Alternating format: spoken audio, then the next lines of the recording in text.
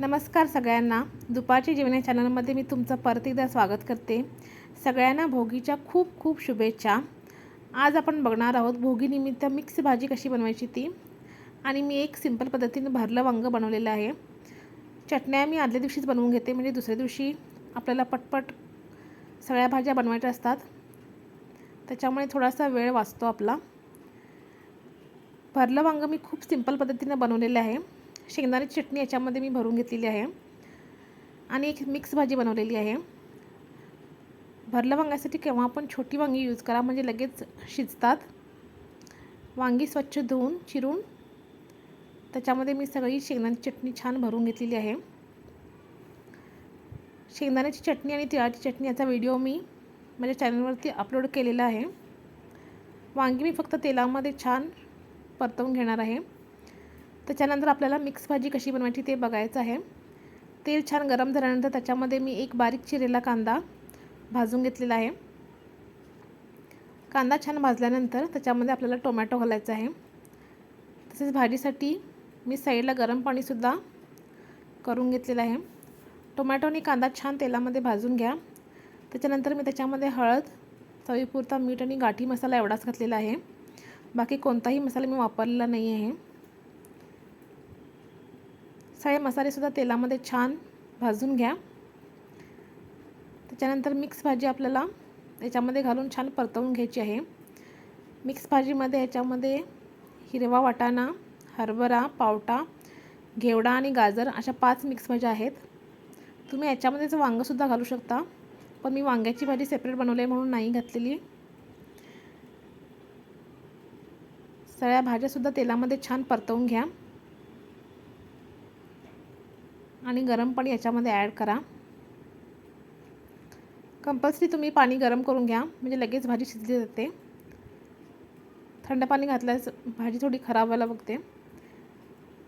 भाजी छान शिजल्यानंतर याच्यामध्ये मी थोडीशी तिळाची चटणी आणि थोडीशी शेंगदाण्याची चटणीसुद्धा घातलेली आहे. या चटण्या तुम्ही या भाजीमध्ये मिक्स करून घ्या. चवीला एकदम छान लागते भाजी. एक 5 मिनिटं शिजल्यानंतर याच्यामध्ये आपल्याला कोथिंबीर गार्निश करायची आहे. तुम्ही कोणत्या पद्धतीने भाजी बनवता हे सुद्धा मला कमेंट करून सांगा. 5 मिनिटं झाल्यानंतर कोथिंबीर गार्निश करून घेतलेली आहे आणि आपली भाजी रेडी झालेली आहे.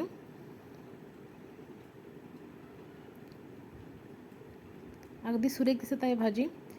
त्याच्यानंतर मी तांदळाच्या भाकरी बनवून घेतलेल्या आहेत तीळ लावून. तुम्ही बाजरीची, नाचण्याची कोणतीही भाकरी बनवू शकता. आमच्या घरी एवढी बाजरीची भाकरी खात नाहीत, त्याच्यामुळे मी तांदळाची भाकरी बनवलेली आहे. पीठ छान व्यवस्थित मळून घ्या. त्याच्यानंतर आपल्याला तीळ लावून या भाकरी बनवायच्या आहेत, कारण आपण भोगीच्या भाकरी बनवत आहोत.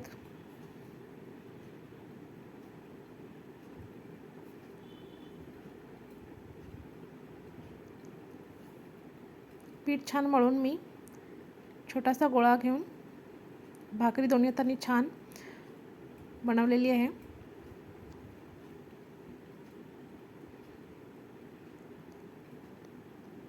भाकरी आपल्याला बनवून झाल्यानंतर त्याच्यावरती तीळ लावायचे आहेत आणि थोडंसं हलक्या हाताने परत भाकरी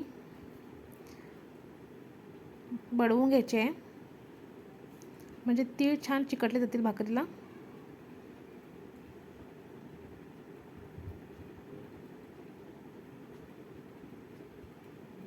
भाकरी करेस तोपर्यंत मी तवा छान गरम करून घेतलेला आहे.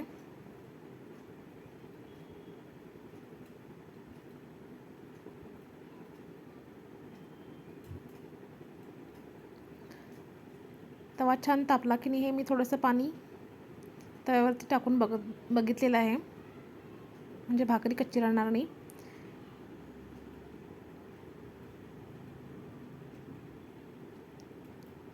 हलक्या हातानं सगळ्या भाकरीला छान पाणी लावून घ्या.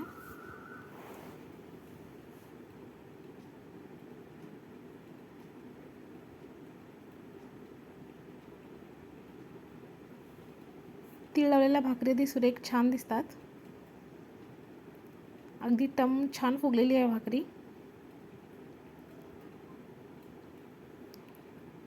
सगळ्या भाकऱ्या मी अशाच करून घेतलेल्या आहेत. त्याच्यानंतर नैवेद्य मांडलेला आहे. त्यासाठी पहिल्या एका ताटामध्ये एक भाकरी घ्या.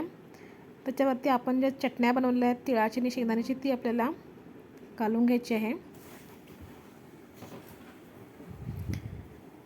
तिळाची चटणी दह्यासोबत खूप छान लागते. शेंगदाण्याची आपण चटणी नेहमी बनवत असतो, पण तिळाची या निमित्तानंच होते. त्यानंतर आपल्या ज्या भाज्या बनवलेल्या आहेत वांग्याची आणि मिक्स भाजी ती आपल्याला वाढून घ्यायची आहे.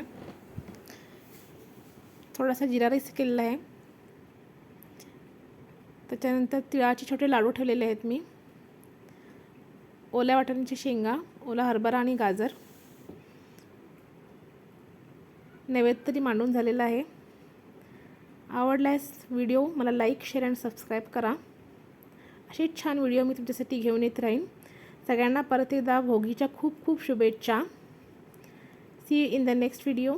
Bye bye. Have a nice day.